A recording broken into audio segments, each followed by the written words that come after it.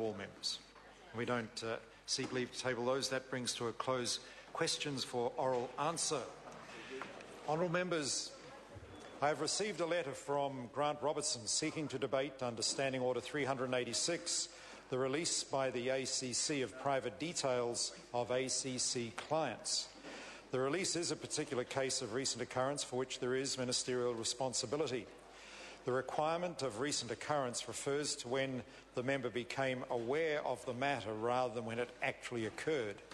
Given the nature of the matter, I consider it important enough to warrant the immediate attention of the House by way of urgent debate. I therefore call on Ross Robertson to... Sorry, beg your pardon.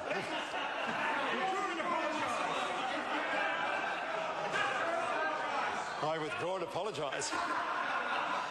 I therefore call on Mr Grant Robertson to move that the House take note of a matter of urgent public importance. Mr Speaker. Mr Speaker, the President, the Minister and the party PR person, it couldn't get much murkier. And to hear the Minister stand up in the House today and say an inquiry has been launched because the Privacy Commissioner is going to look at it is simply not enough. The Privacy Commissioner is just going to say, I'll deal with matters of privacy. She won't be able to deal with what role the Honourable Dr Nick Smith has played in this situation. How can a minister, Mr Speaker, come in front of the New Zealand public and say that they are being transparent, that they are behaving in a way that is in line with the Cabinet Office manual, when they write a letter on behalf of someone that they knew had a long-standing complaint with ACC. They knew all along, the Minister knew for some time, he has acknowledged that he knew that Bronwyn Puller had a long-standing issue with ACC. So how can the Minister write a letter that includes statements like this?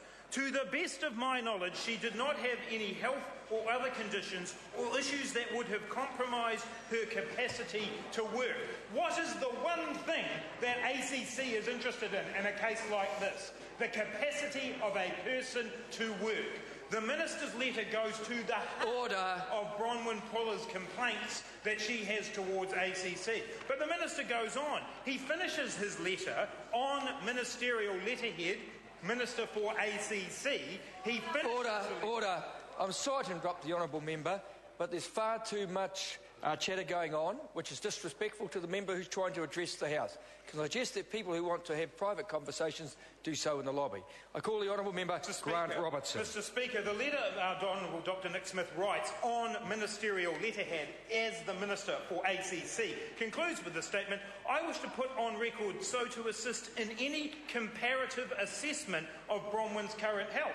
What else would a comparative assessment of someone's health be used for other than in their ACC case? The Minister is conflicted here. The Minister says he's made an error of judgment. Mr Speaker, I would suggest it is much more serious than that. Nick Smith has been around politics for a very, very long time, and he knows that writing this kind of letter on ministerial letterhead is completely inappropriate. It creates a conflict of interest. It puts ACC in an extremely difficult position. When the Minister is writing in situations like this, there is only one possible reason that a note like this would be written, and that reason is to influence ACC. That is the only conclusion that can be drawn from writing a note on ministerial letterhead that says that Nick Smith is the Minister for ACC, and then he discusses a person's capacity to work. He discusses a comparative assessment of that person's health. That is the only conclusion that can be drawn. This Minister, Nick Smith, the Minister of ACC, when he wrote this letter, has acted inappropriately against Cabinet Manual guidelines. And the question today for John Key is what standard is acceptable for his ministers? John Key came into being Prime Minister saying he was going to lift the standard of behaviour of ministers. Well, the problem is this behaviour from Nick Smith falls well below any standard that should be acceptable for ministers, especially, Mr Speaker, in dealing with ACC. As every member in this House will know, ACC cases are difficult.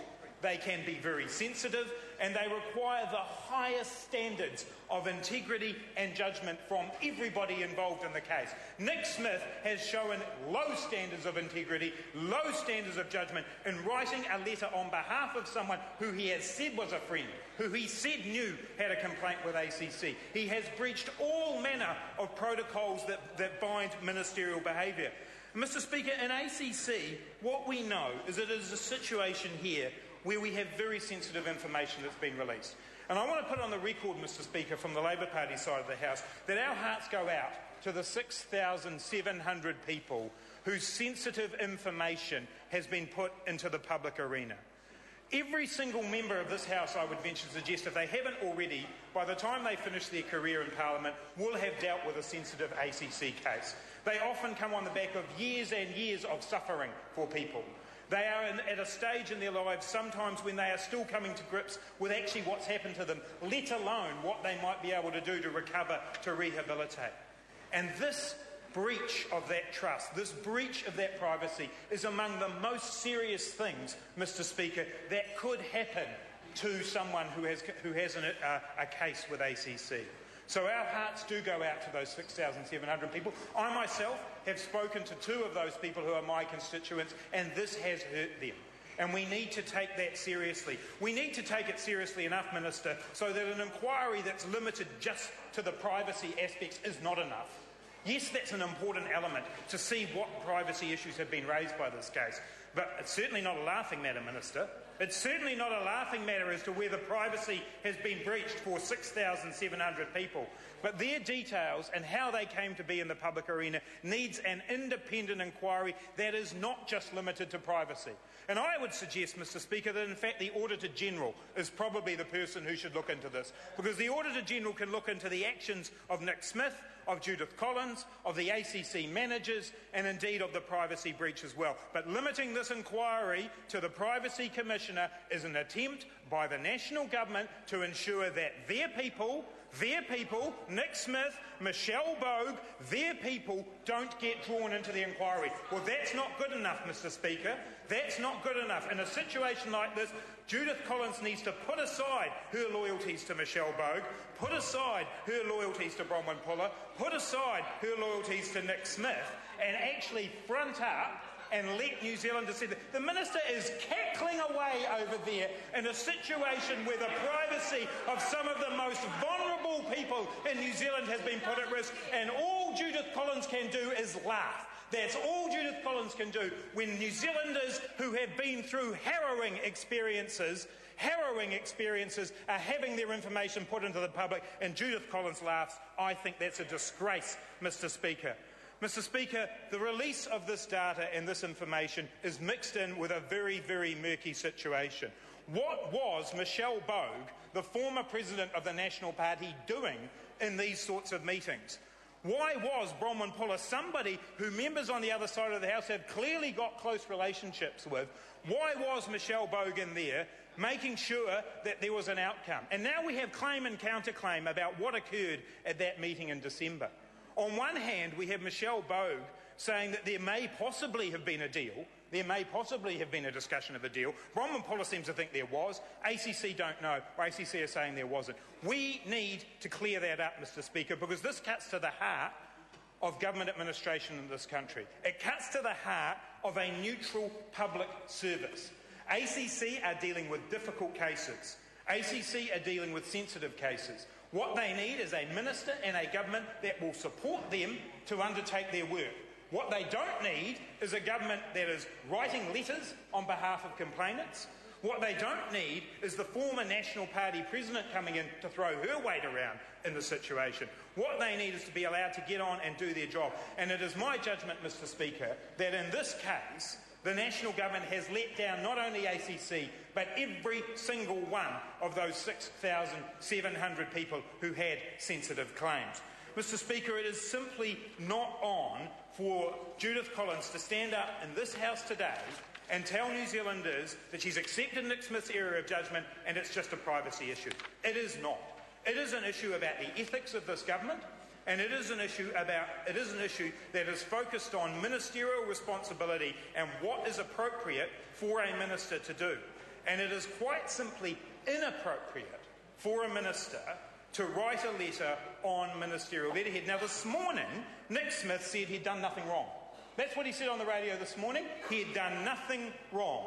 3 hours later, he's suddenly done something wrong and he has to apologise for it. What happened in the 3 hours? He got found out. That's what happened in the 3 hours. That's not good enough. That is not a standard of behaviour that we New Zealanders should expect from a minister, to say at the start of the day, I've done nothing wrong. And then when it emerges that the letter that we have here is on ministerial letterhead, suddenly, I've done something wrong. That's not the standard of behaviour that we would expect from ministers. Mr. Speaker, there are a number of issues here that need to be worked out. As my colleague Andrew Little said in question time earlier today, what happened between the meeting in December, when it was discovered by ACC that the details had been leaked out, and March, when suddenly we move into overdrive and the matter has been released by Judith Collins into the public arena? What happened in that period? What were ministers doing then? What communications did Judith Collins have with Nick Smith during that period? What was understood by the ACC managers? Why were two senior ACC managers sent to a meeting with an ACC complainant if they didn't know about the privacy breach at that point? Why would that happen? Most of us have dealt with ACC cases, and I've even been an advocate myself prior to being a politician with somebody in an ACC case, and I can guarantee you senior managers don't show up. So why was that, Judith Collins? Why did those managers attend that meeting? What did ACC do in the intervening months? These are the kinds of questions that need to be answered in a fully independent inquiry, not one undertaken by the Privacy Commissioner where the terms of reference can be narrowed down to be just about policies and processes of ACC.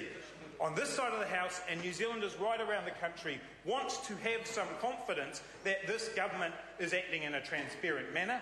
They want to have some confidence that this government is actually administering sensitive claims in a way that befits how sensitive they are. So, Mr. Speaker, I can say on behalf of this side of the House, this has been a debacle on behalf of the government.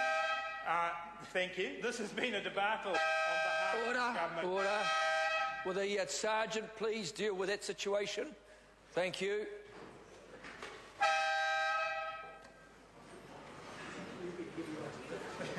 I think we'll just wait. Yeah.